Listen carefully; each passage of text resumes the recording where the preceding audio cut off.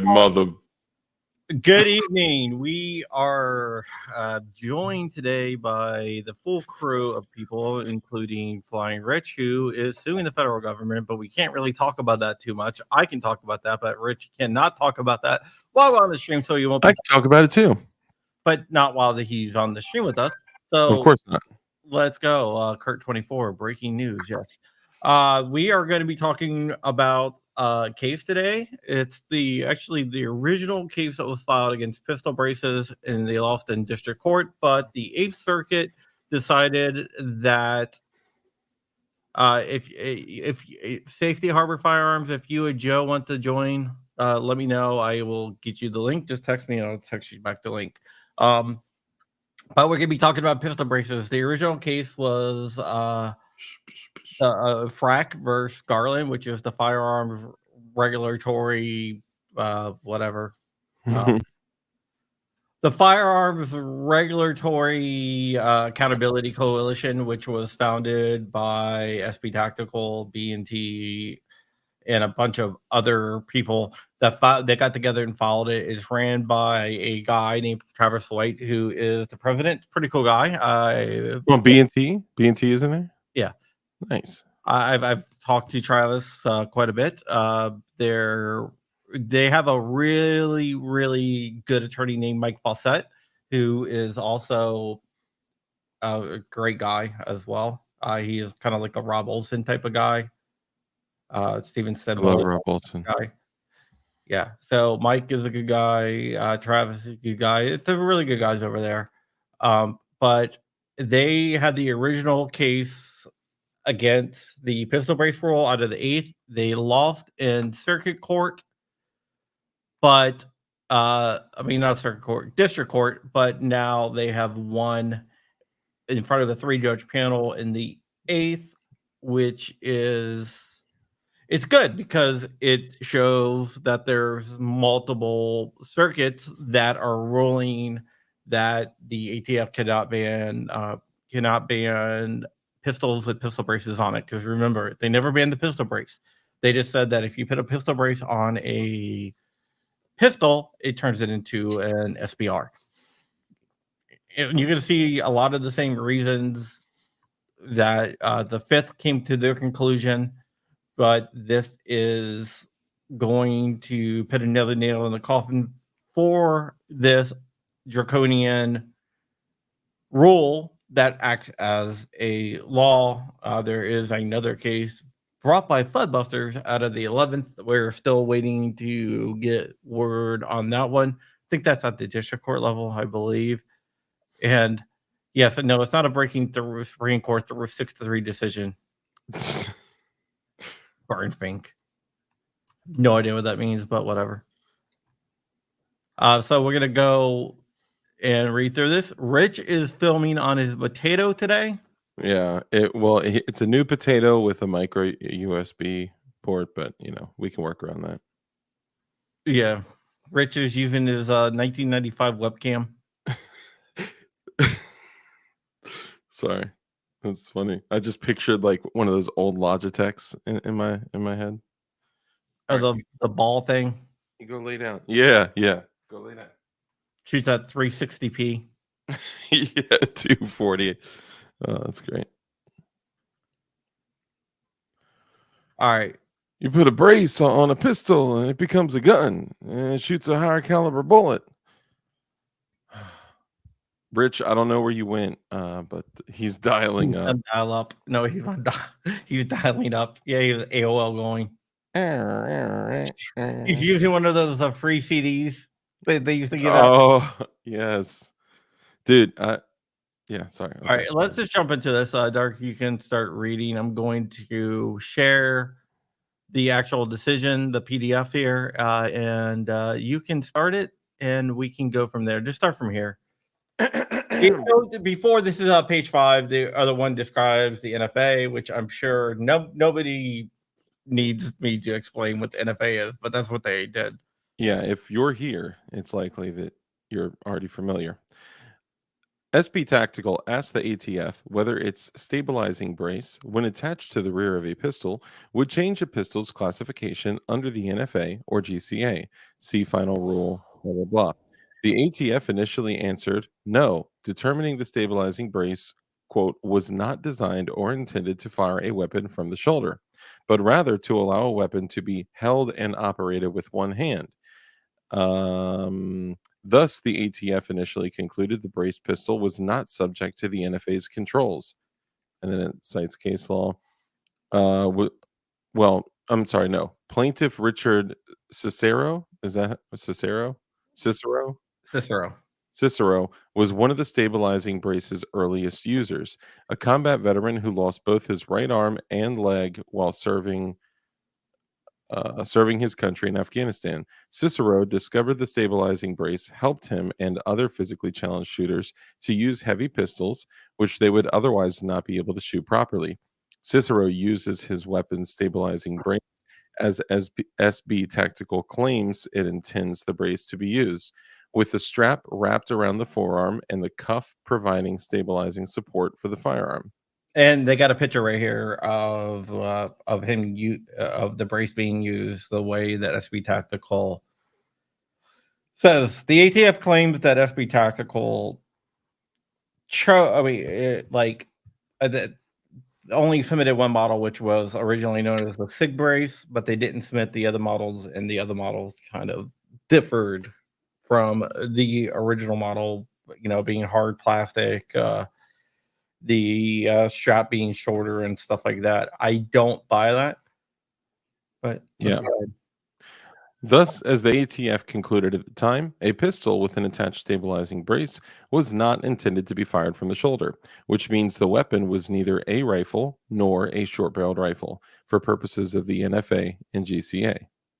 I remember when I originally said that the ATF was going to try to ban pistol braces, and everyone said that I made it up, and then like 6 months later, they tried to ban pistol braces. That's- I remember that was around the time that I did the movie trailer House of a Thousand Braces. Yeah, and no, this is like actually Thanksgiving of like the year before the pistol brace rule actually came out. They were working on it, but yeah, and SB Tactical tried to throw me under the bus, but didn't work. Dang. Yeah, but no, no hard feelings. No hard feelings. Losers. Just Yeah. kidding. No, Sorry. they won actually, so they're winners. Yeah. No, yeah, sorry. Just kidding. Though SP Tactical's stabilizing brace may have been, I just have to say it's hilarious that Rich's internet has been working totally fine all day, and the moment that he clicks go live, it's just, Yeah, that's gonna be how, a bandwidth issue. yeah, that's how Rich's life is. Though SB Tactical's stabilizing brace may have been the first of its kind, it was not the last. Since the ETF made its initial determination, the variety of available stabilizing braces or similar brace devices has grown significantly. In 2014, the ATF began to see stabilizing braces being used to shoulder weapons. While new stabilizing braces included characteristics common to shoulder stocks, the Can you stop for a diversity. second? It wasn't Mhm. Mr. Scrumpy. I actually had internal documentation that I released that pissed everyone off for releasing it. Oh, that's right. That's when not only SP Tactical, A gave bunch of you. other Yeah, I a bunch remember. of other people attacked me because they said that they weren't real documents and everything, but they all turned out to be real. So keep on going. And I just want to add really quickly. It's funny when people out there say, "Do you know what this is going to do to the industry?" And Crump says something along the lines of, "I don't work for the industry. I work for the gun owner." I actually the direct quote was, "I don't work for the industry. I work for the American gun owner." That was the exact quote. The American gun owner. There you All go. right, keep on going. Yeah. Let's see. Here it is. This diversity of, I just like that word, of stabilizing braces yielded a plethora of braced weapons whose, quote, objective design features suggested to the ATF the attached brace was intended to make the pistol a shoulder fired weapon and thus a firearm. What? Whatever. The photo below shows two different weapon platforms, each with a different type of rearward attachment. The top pictured weapons are heavy pistols attached with stabilizing braces. The bottom pictured weapons are the same heavy pistols, but fitted with traditional shoulder stocks, which indisputably Thank you. Too many choices. makes them short barrel. No, sorry. Rifles. It's actually technically short-barreled rifles. Um, show those pictures real quick. Okay, so one is a standard stock, and see Yeah, that, one the standard stock. and then the Cheapest other is stock. the SBA3, and man, what an Or like excellent a brace! CQB type stock. I just got to say, man, Q, like what an excellent brace. Come on, show him some love. Q does some awesome stuff. Yeah. To be sure, there are visual similarities between the weapon attached with stabilizing braces and the weapons fitted with traditional shoulder stocks. See Mach B, blah, blah, blah. And as the ATF noted, some trade magazines marketing materials begin including photos of individuals shouldering braced weapons. I will say Even I will say Gearhead Works actually they were like, thank you for letting us know we needed to know this. So good on them. All right, keep on going. there was no. They're showing a picture of somebody shouldering it. Oh no, there's more up there. There's Oh, go back up. Well, hold on. Where? Okay, shouldering brace weapons. Even though the pictured weapon is marketed as a pistol. Okay, sorry. There you go. yeah. So basically, what they're doing is saying that it was being advertised as an SBR because the picture showed it. Yeah. Then that shows the most useless PDW in the world, the Copperhead. By late 2020, due to the increase in brace weapons, the ATF concluded one, it needed to clarify how it would evaluate weapons equipped with stabilizing braces. Two, some manufacturers were labeling their stabilizing braces as ATF compliant, even though the ATF had not evaluated those stabilizing braces for compliance. And three, stabilizing braces were being used with weapons to create short barreled rifles without following NFA requirements. To resolve these issues, the ATF set out to change how it interpreted the NFA's and GCA's definition of rifle You want to or get a try, Rich? reflay. For sure. Did you dial up to a different pop? Yeah. Yes. It went. On June 10th, 2021, the Department of Justice published in the Federal Register its notice of proposed rulemaking, including its proposed rule. See factoring criteria for firearms with attached stabilizing braces. Proposed rule 86 Fed blah. In the ATF introduced new worksheet, which could have been Excel, I guess, for public comment worksheet 4999. Which 4999 was the original documentation that they listed that had all that they had all the criteria, and you had different point values, and if your point values added up to a certain amount, but wait, there's the bonus round. It would become a SBR. Oh, John, 9. you're telling a half truth, because The bonus round could be even if the point level wasn't raising to the level of an SBR, they could decide different. Yeah, I just didn't get to that point yet, Rich. Yeah, Rich. I just wanted to cut you off. Okay. I'm gonna work on your mic settings while you do that. Is that okay? Or am I tripping? Oh, okay. No. Well, I was leaning in. Let me move it away. Ow, Mom, So, my ears. Worksheet 4999, which would allow individuals or members of the firearms industry to evaluate whether a weapon incorporating a stabilizing brace will be considered a short barrel rifle or firearm under the GCA and NFA. To make that determination, Worksheet 4999 incorporated a point-based system whereby it would assign a weighted value to various characteristics of the fully assembled firearm based on objective, not subjective, design. And waiting for the scroll. I thought Crumpy froze up for a second too. No. Right. Characteristics or features that are common to rifles, features associated with shoulder stocks, and these features limiting the ability of the stabilizing brace to an actual brace in an elevated weapon accumulated point 4 points or more under Worksheet 4999 criteria would then the ATF determined the weapon was designed and intended to be fired from the shoulder and classified as an NFA item. The proposed rule proved controversial and comments were overwhelmingly negative, which is amazing to me, is that there's a comment period. If comments are negative, we're going to do it anyhow. We're the ATF. Noting the proposed rule proved to be complex and confusing, final rule at 6497 noting negative reception. So 18 months later, the ATF published the final rule abandoning Worksheet 4999 and its point system altogether while adopting a two-step multi-factor framework for evaluating whether a braced weapon is objectively designed and intended for shouldering. See final rule 6480. At the final step, the ATF examines whether the weapon equipped with a stabilizing brace provides surface area that allows the weapon to be fired from the shoulder. If so, then the ATF examines 6 other objective design features and factors that indicate whether the weapon is designed and made intended to be fired from the shoulder. Those 6 factors are whether the weapon... Dark takeover. Rich, you're clipping. Your audio is clipping. Okay, then. Yeah, I was trying to fix the mic there. Sorry, guys, for having Is it better now? I don't know. You have to read to see if it's better. Where'd you leave off exactly? I was in the number 1. Whether the weapon has a. By the way, I'm speaking on a Shure SM7B right now. Which is I got a Shure SM7B.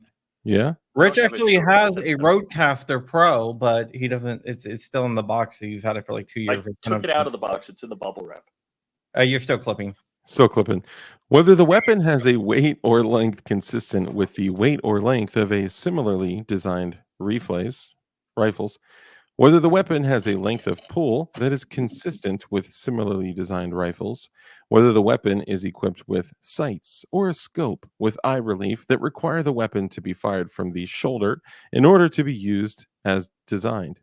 Whether the surface area that allows the weapon to be fired from the shoulder is created by a buffer tube, receiver extension, or any other accessory, component, or other rearward attachment that is necessary for the cycle of... Remember, $200 makes it safe. Method of operation. 5, the manufacturer's direct and indirect marketing. What? And promotional materials indicating the intended use of the weapon. Why does it have to be called a weapon? Come on. And 6, information demonstrating the likely use of the firearm in the general community. I really dislike that they're using the word weapon instead of firearm. The ATF theorized that under this new definition of rifle, approximately 99% of pistols with stabilizing braces would be classified as rifles. The final rule did not adjudicate stabilizing braces systematically, such as by stating that a particular manufacturer's specific brace always transforms a weapon into a rifle when attached to that weapon. At blah, blah, blah. The ATF deemed it not administratively feasible to follow commenters' suggestions to provide an exhaustive list of stabilizing braces. Instead, the GATF would make its determinations on a weapon by weapon basis. Alongside the final rule, the GATF published 2 electronic slideshows to inform the public about weapons it considers short barreled rifles. The first slideshow contained 32 photos of common weapon platforms with attached stabilizing braces, brace designs that are short barreled rifles. And the second slideshow contained 35 photos of commercially available firearms equipped with a stabilizing brace You know that what are that short reminds barreled me of? rifles. Remember that Firearms Unknown thing? I was literally I'm about to just say the same typing it. thing. I'm typing. Dude, that's too funny. The ATF claims the slideshows are for placing the public on notice that listed firearm brace combinations are likely to be classified as short-barreled rifles under the final rules considerations. But it did not explain how it determined that the pictured weapons are short-barreled rifles, nor do the slideshows contain a photo of a single braced weapon the ATF would not consider to be a short-barreled rifle. That's just too funny. Though the final rule does not ban stabilizing braces or braced weapons that are short barreled rifles, the consequences of possessing a braced weapon deemed to be a short barreled rifle are dire. That firearm and the person who possesses it are subject to the NFA and GCA's stringent regulations and serious criminal penalties for noncompliance. Considering the ATF estimated that by 2020 there were, at the low end, 3 million stabilizing braces in circulation, and not to mention, remember how many have been 3D printed. Yeah, a lot. Yep. Hold on. Where did I leave it? 2020. It's just you know, your 2020. You got it. Oh, 3 million. Okay. And those who possess them as violating the NFA and GCA. Or no, I'm sorry. 2020 in the final rules book. Just Okay, skip down sorry. here. Yeah, my bad. It said the same thing in 2 different sentences. I Yeah. got lost. After the final rules publication, the ATF gave possessors of braced weapons until May 31st, 2023. I definitely did not comply. To choose one of 5 options. Well, you One, never had to comply because you're a GOA member. well, remember how close it got. I'm Yeah, also a dude. GOA member, FPC member, SFA member as well. We got to support all those guys. Although I favor You the mean GOA. SAF? I'm sorry. Yeah, Special Forces. Yes. Yeah. Remove the firearm's short barrel and attach a silly 16-inch or longer barrel, changing the firearm's NFA classification. 2, register the weapon with the ATF as an NFA firearm, paying the applicable tax. 3, permanently remove the weapon's stabilizing brace. 4, surrender the weapon to the ATF. Or 5, destroy the weapon. Anyone possessing a brace weapon who did not exercise one of these 5 Options. options would be in violation of the NFA, against whom the ATF may take enforcement action. But it's a $10 fine. Who would care, right? Oh wait, there's more. It's Yeah. 10 years in prison and a pounding in the ass prison and $250,000 fines, Yeah. up to $250,000 in fines, which a lot of Per people incident. Per per incident, and a lot of people mistakenly say $100,000. It had been changed and updated for Biden's inflation. Since the bad joke. Since the final rules publication, several lawsuits have been filed seeking to enjoin its enforcement, including this one. In this case, the coalition raised 3 grounds for a preliminary injunction. The final rule exceeds the ATF statutory authority under the NFA and GCA. Various aspects of the final rule, including its multi-factor test, are arbitrary and capricious under the Administrative Procedure Act, and the slideshows are agency adjudications without explanation and maybe evidence is whatever, evinced that the final rule is arbitrary and capricious. Ultimately, the district court Without concluded. reason. What's that? Without, Without reason. Gotcha. Okay.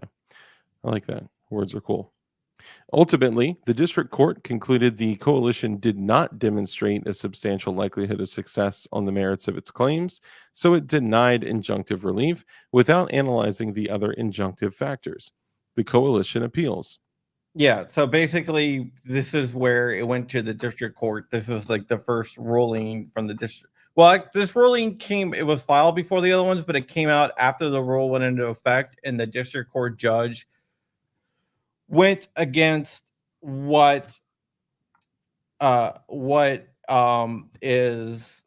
was said in the other cases down in Texas, where this judge actually found against the coalition frack and stuff like that.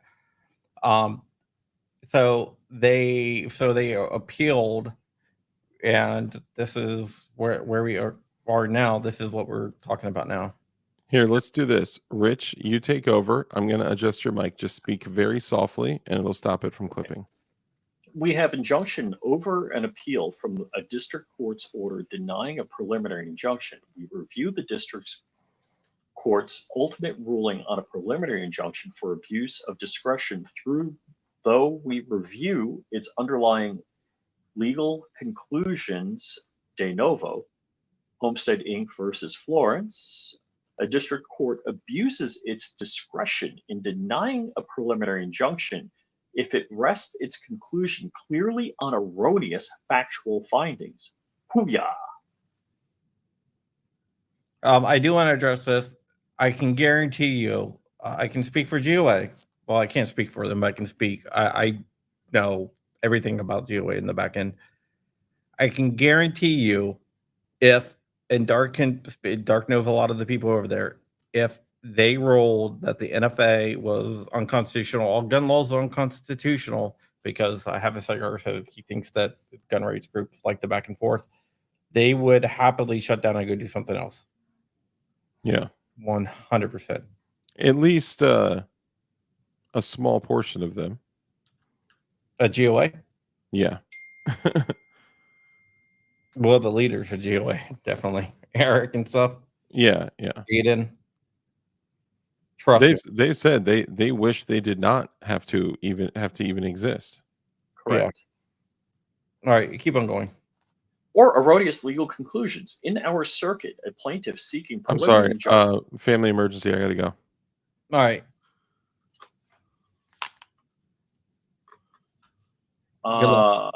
In our circuit, a plaintiff seeking a preliminary injunction must establish 4 factors showing such relief is warranted. 1, he is likely to succeed on the merits. 2, he is likely to suffer irreparable harm in the absence of preliminary relief.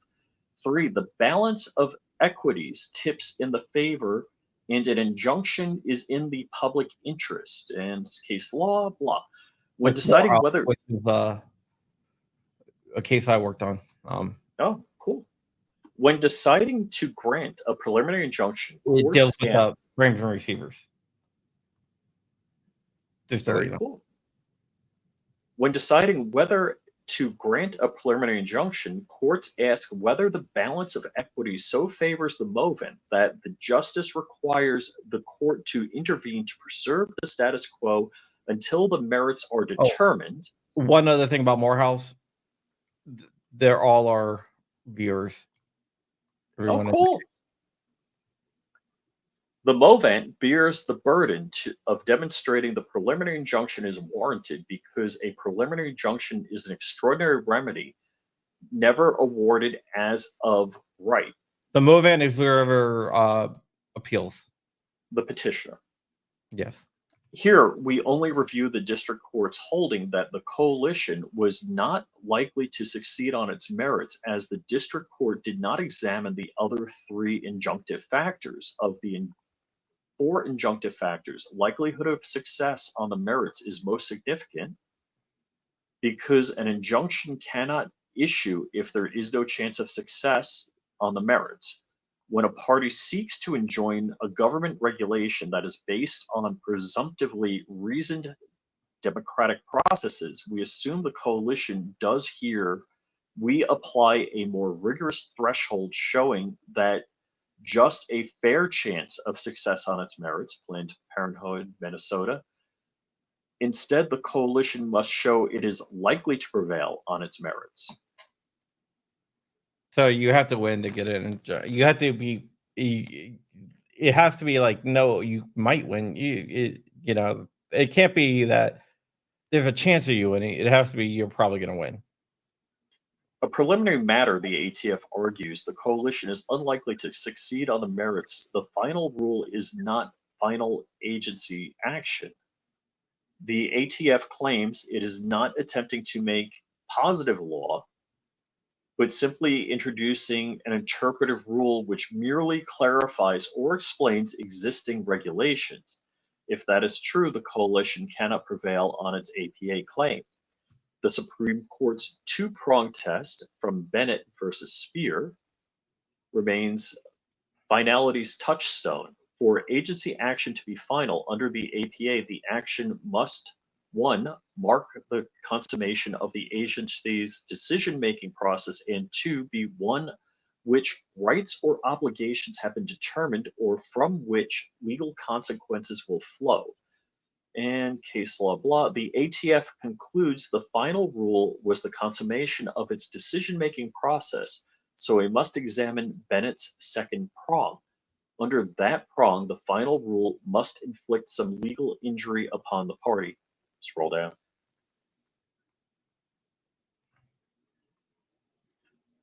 Under that prong, the final rule must inflict some legal injury upon the party seeking judicial review, in that either compels affirmative action or prohibits otherwise lawful action. And let me just, in Hawks Company versus U.S. Army Corps of Engineers, we delineated instances when an agency action determined rights or obligations under Bennett's second prong. For example, when an agency requires parties to incur substantial compliance costs, forego what they assert is lawful, use of their property, or risk substantial enforcement penalties. However we determine the final rule satisfies Bennett's second prong, the final rule represents a sea change in how the ATF evaluates stabilizing braces. It rescinded all previous braced weapon classifications, declaring them no longer valid. Final Rule 6480. That means that the ATF now believes many braced weapons are short-barreled rifles. So anyone possessing one may have been violating the NFA by possessing an unregistered rifle, including those parties whom relied on the ATF's prior classification letters in believing they were complying with the NFA. The consequence of the ATF's about face is its many individuals relying on the ATF's previous classifications were apparently committing felonies for years by possessing braced weapons. Accordingly, they must take one of the 5 compliance steps, including paying a tax or otherwise surrendering, destroying their weapon, property, or risk prosecution.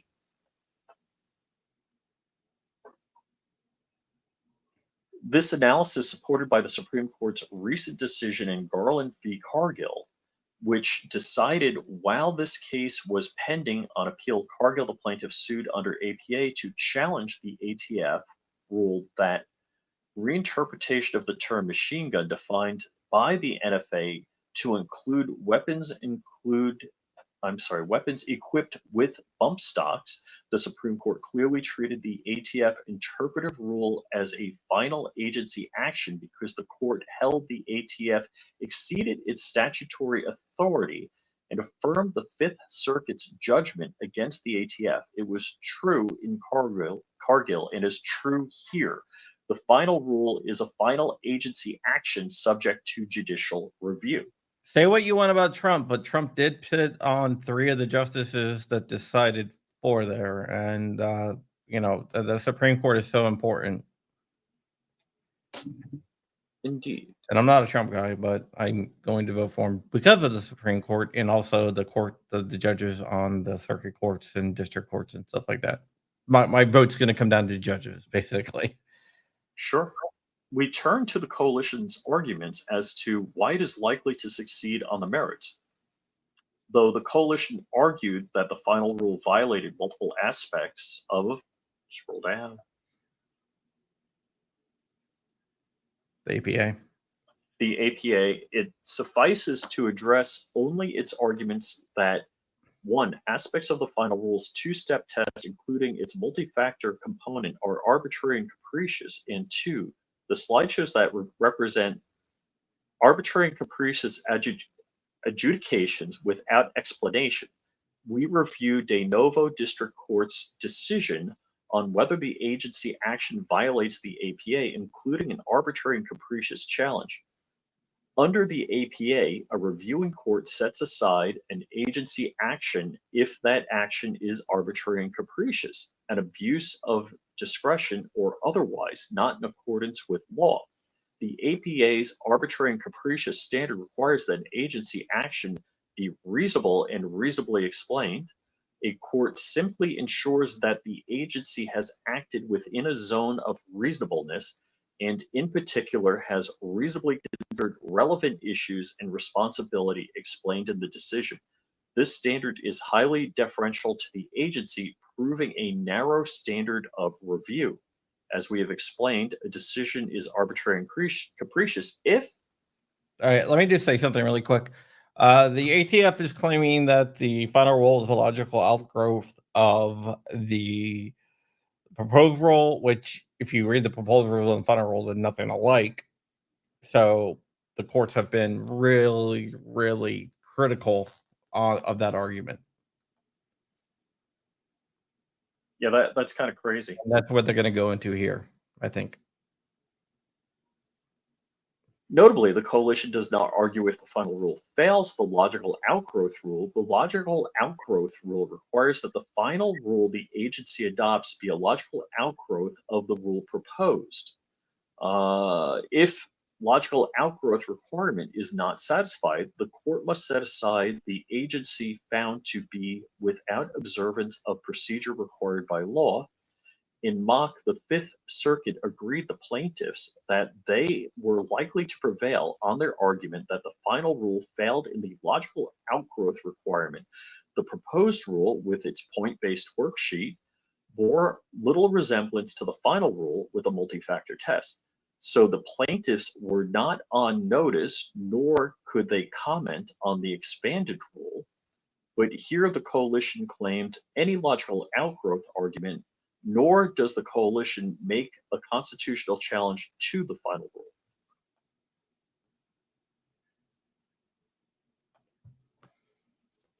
The agency has relied on factors which Congress has not intended it to consider, entirely failed to consider an important aspect of the problem.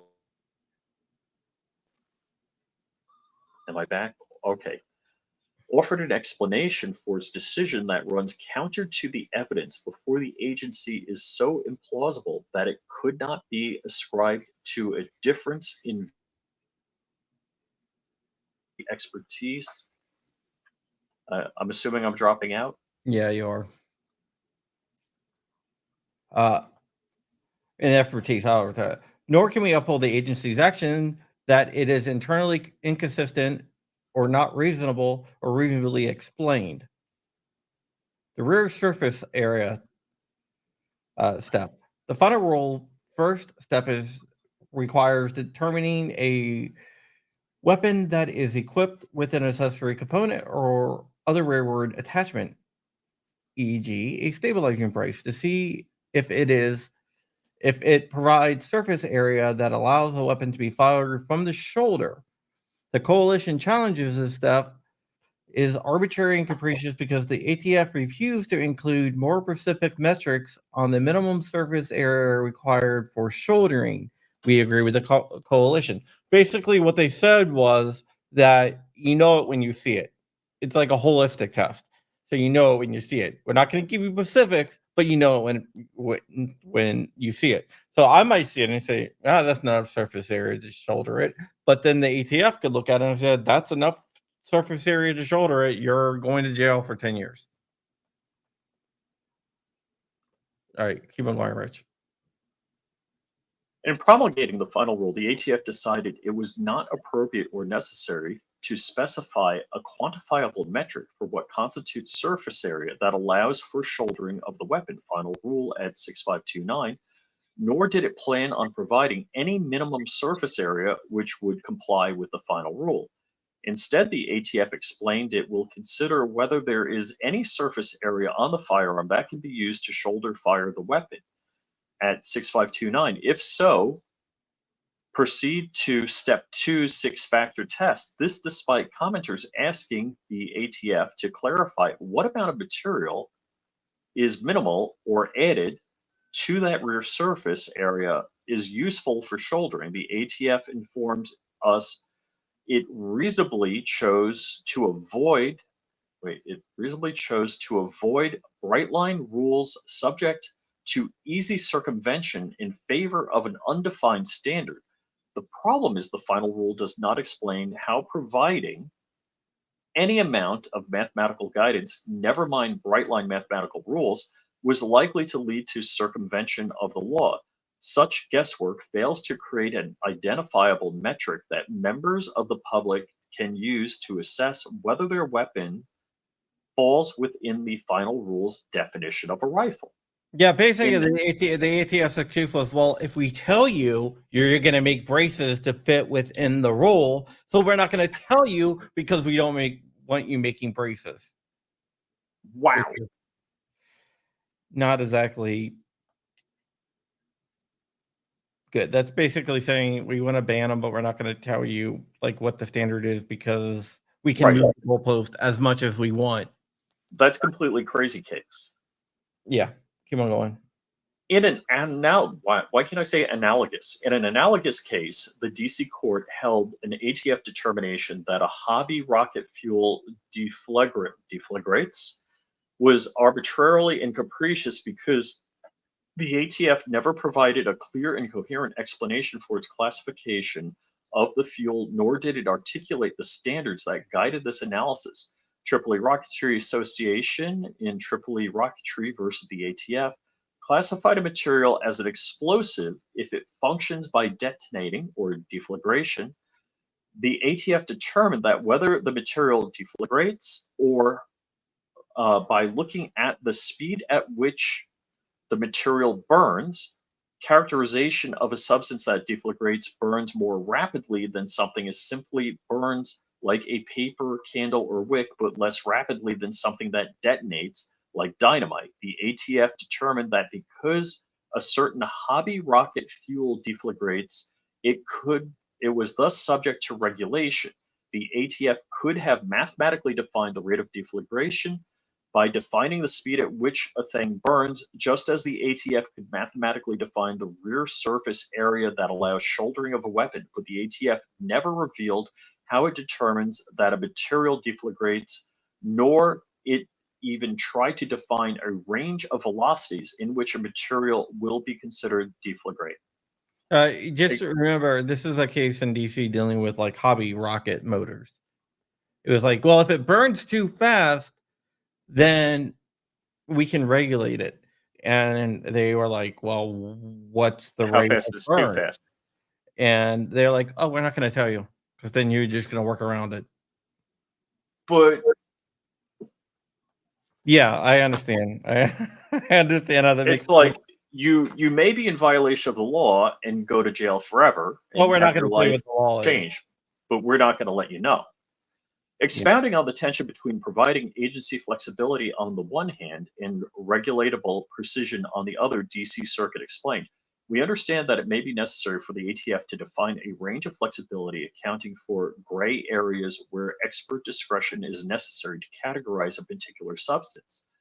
But as reviewing court, we require some metric for classifying materials not specifically enumerated in the statute, especially when, as here, the agency has not claimed that it is impossible to be more precise in revealing the basis upon which it has made scientific determination.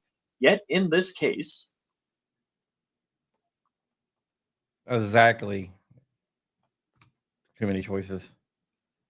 ATF provided virtually nothing to allow the court to determine whether its judgment reflects reasoned decision making.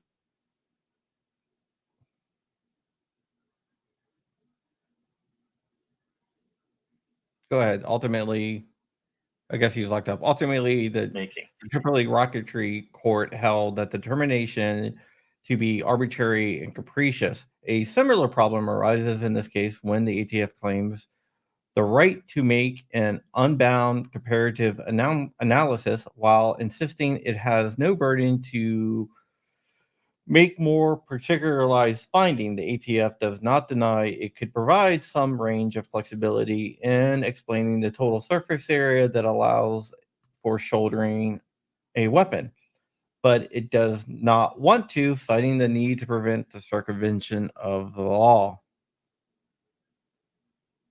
Just Richard still on. This psychometric issue compounded the ATF acknowledging that a majority of braced weapons would have a surface area that allows a user to shoulder the weapon.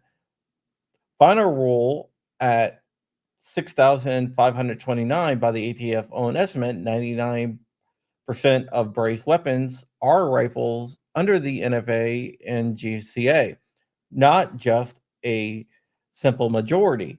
Remember, when the Fifth Circuit asked them, "Can you give an example of a firearm with a brace that would not qualify as an SBR?" The ATF said that it could not.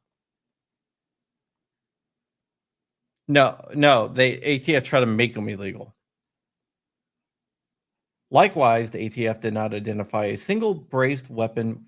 Okay, I just said this, but likewise, an ATF did not identify a single braced weapon with a surface area that would not allow a weapon to be shouldered fired.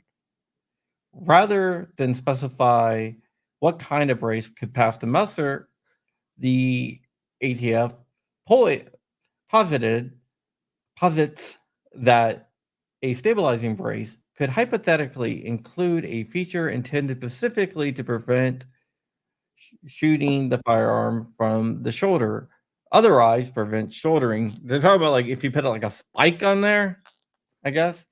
A potential example of such feature includes a permanently attached protrusion that would dig into the shooter's shoulder should the firearm be fired from the shoulder. Spike.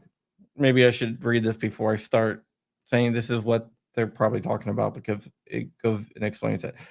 But providing this potential example is little guarantee to the brace weapons manufacturer and possessors who risk felony convictions if the ATF deems the potential protrusion provides just enough surface area to fire a weapon.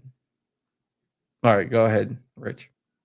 Thus, the coalition is likely to succeed on the merits of its argument that this step is arbitrary and capricious. The ATF has calculated no standard whatsoever for determining when the stabilizing brace's rear area, surface area, would allow the shouldering of a weapon. That the regulated parties wish to see more specific metrics does not mean they wish to skirt or circumvent the law, as the ATF insinuates. They may simply wish to comply with the, I'm assuming, law or regulation, law by producing or equipping stabilizing braces that do not have a rear surface area that allows for shoulder firing a weapon. If the ATF determines a weapon provides surface area to allow the weapon to be fired from the shoulder, it proceeds to the second inquiry, analyzing the weapon under 6 other factors to determine if it's objectively designed and made and intended to be fired from the shoulder. Final Rule 6575. The This is coalition alleges this is where we're going to get into the advertising and how it's advertised. unbelievable. The coalition alleges the 5th and 6th factors are arbitrary and capricious. Factor 5, the manufacturer's direct and indirect marketing and promotional materials indicating the intended use of the weapon. The marketing factor, factor 6, is information demonstrating the likely use of the weapon in the general community. The community use factor. The coalition argued that these factors do not explain how the ATF will assess this information, permitting the agency to reach arbitrary and capricious results. The district court did not discuss its view on these factors, instead, believing the multi factor test as a whole was within the realm of reasonableness. One of the pictures that they showed originally, I'm not sure if it's in this case or not, was it was a bolt action firearm with a short barrel with a brace that had a scope. And they try to say, it has a scope. It's a bolt action rifle. This has to be SBR. Before we analyze the alleged deficiencies in the multi-factor test, it is important to understand the problem the final rule is trying to solve. The ATF believes that some devices marketed as stabilizing braces are being used as shoulder stocks, thus circumventing the law. Whereas heavy pistol attached with a shoulder stock was a short-barreled rifle, a heavy pistol attached with a stabilizing brace, which could functionally be used as a shoulder stock, was exempted from the regulation. The ATF resolved to examine other objective factors to determine whether braced weapon was intended to be shoulder fired. And let's see, nothing actual use of the item in the community and products likely use factor into what purpose an item is preliminarily intended to serve, as it explained. Where the ATF's evaluation of submitted braced weapon demonstrates that the objective design features of the firearm as configured do not support the manufacturer's purported intent, suggest a different intent when the ATF may conclude that the firearm ought not be classified on the basis of the manufacturer's purported intent, thus ensuring effective enforcement of federal law. Final rule at 6495. Hence, the need for the ATF to look at other objective factors to determine whether a braced weapon's overall design reveals an intent to allow for shouldering the weapon. The two of those factors include the marketing and community use factors. As to the marketing factor, the ATF considers the marketing of the attachment, indirect marketing through persons the manufacture or sell stabilizing braces but not firearms, and the direct marketing from the firearm manufacturer regarding the firearm, which the Okay, Rich locked up again, but I want to touch on this community use factor. So that's basically saying if a lot of people are using it to shoulder, then retroactively it can be reclassified as a stock, even if it originally was considered a brace. attachment or I'll take it from here, Rich. The ATF will examine the manufacturer's direct and indirect marketing to see if they directly contradict the purpose they stated to the ATF when submitting the firearms and indicate that the firearm in reality is intended to be fired from the shoulder. Indirect marketing materials can include statements from accessory manufacturers for the accessories that a firearm manufacturer attaches or incorporates into the firearm, such as a brace manufacturer advertises that a stabilizing brace is a method to circumvent the NFA. As an example, prohibitive indirect marketing materials. The final rule include a screenshot of SB Tactical's website's homepage. Brace yourself. So basically, they just put the here. The homepage tells readers to brace yourself and to stiff arm the establishment. The ATF concludes that the homepage shows that SB Tactical was marketing its stabilizing brace as a way to avoid NFA controls and to stiff arm the establishment. SB Tactical insists stiff arm innocently refers to the one hand firing stance. The ATF concedes that it had deemed NFA compliant before the recent reversals. Even if justification is fanciful, it does reveal a flaw with the marketing factor. Neither the final rule nor the ATF addressed how they will evaluate alternative explanations for the same marketing material. Basically, the ATF got butthurt over SB Tactical on their website. All right, keep on going. Rich? Keep on going then. The community use factor is even more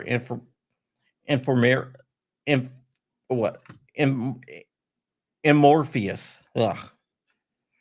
The ATF will consider information demonstrating the likely use of the weapon by the general community, including both manufacturer's stated intent when submitting the item for classification and use by members of the firearms industry, firearms writers, and the general community. Not only are the same terms vague, who compromises this general community, and how will the ATF evaluate them? But the community use factor relies on circular reasoning.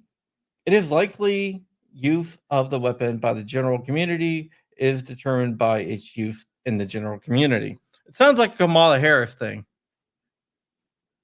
You know, she talks in circles. That tells the reader nothing about how the ATF will evaluate the community use under the final rule, allowing the ATF to reach any decision it wishes, only looking to specific evidence of the community misuse while ignoring any other example of the community's compliant use. All right, keep on going. Furthermore, the community use factor provides no metrics by which the ATF deems different community displays to be representative of community use. Take as example the finals rule use of online videos to determine how the community uses a weapon. The ATF analyzed numerous videos demonstrating individuals using the stabilizing brace from the shoulder at 6506. In one video, an individual said he believed the stabilizing brace was for shouldering weapons. Based on examples, the ATF concluded that the braced weapon had objective design features indicating that they should be classified as short-barreled rifles. The problem with this reasoning is that the ATF takes videos from individual shoulder-firing braced weapons as a representative of how all individuals used braced weapons. How will the ATF weigh different examples of community use if, say, Cicero posted a video of himself, scroll down, let's see, where did I leave off? Now let's just skip the rest of this because I got to get out of here anyway. Basically, it was a 2-3 decision. One judge dissented, and this is just all things. Basically, what I think is going to happen here is the ATF is probably going to ask for an en banc hearing, which a full bench will hear. That might get granted, it might not, and this is going to go to the Supreme Court with the Fifth Circuit decision. I don't see how the ATF can come back from this. They might try to resubmit a rule with different classifications, but we will have to see. But this is another victory for us, and the ATF faces another defeat. Wow. Yep.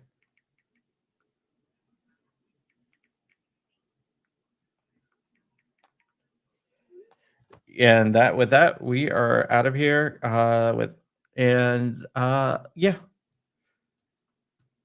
Yeah, and let's see. I was looking, and I'm like, that looks like a KES compact entry stock from Safety Harbor Firearms.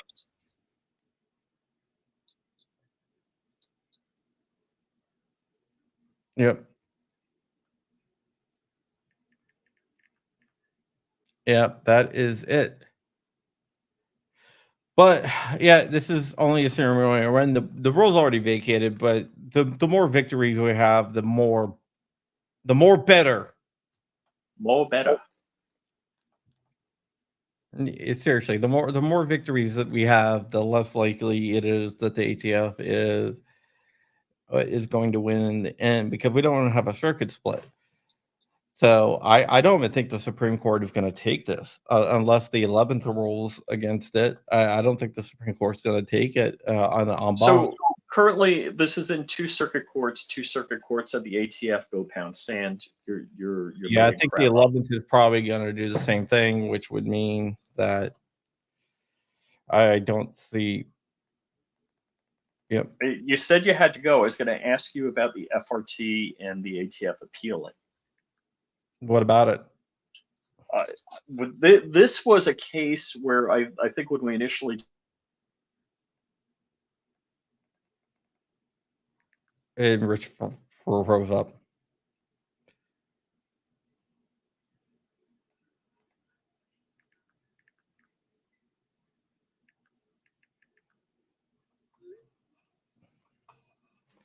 discussed the break.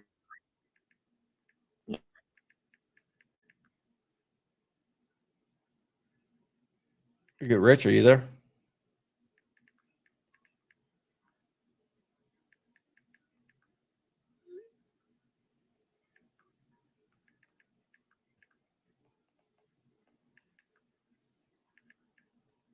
Are you there?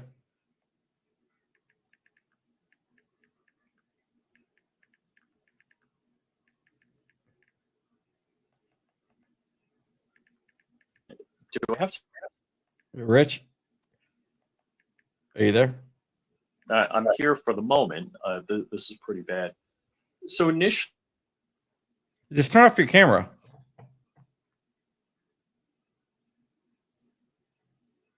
Richard looks like he's like a what like paper mache. Paper mache Rich. That's what I'm gonna call him. All right. But we're gonna get out of here. Rich, you go ahead. So okay, the FRT, when we initially talked about the breaking story, we were like, hey, this is really ridiculous, and it would almost be impossible for the ATF to appeal this higher. But how did they break that glass ceiling of appealing? What do you mean? You know that.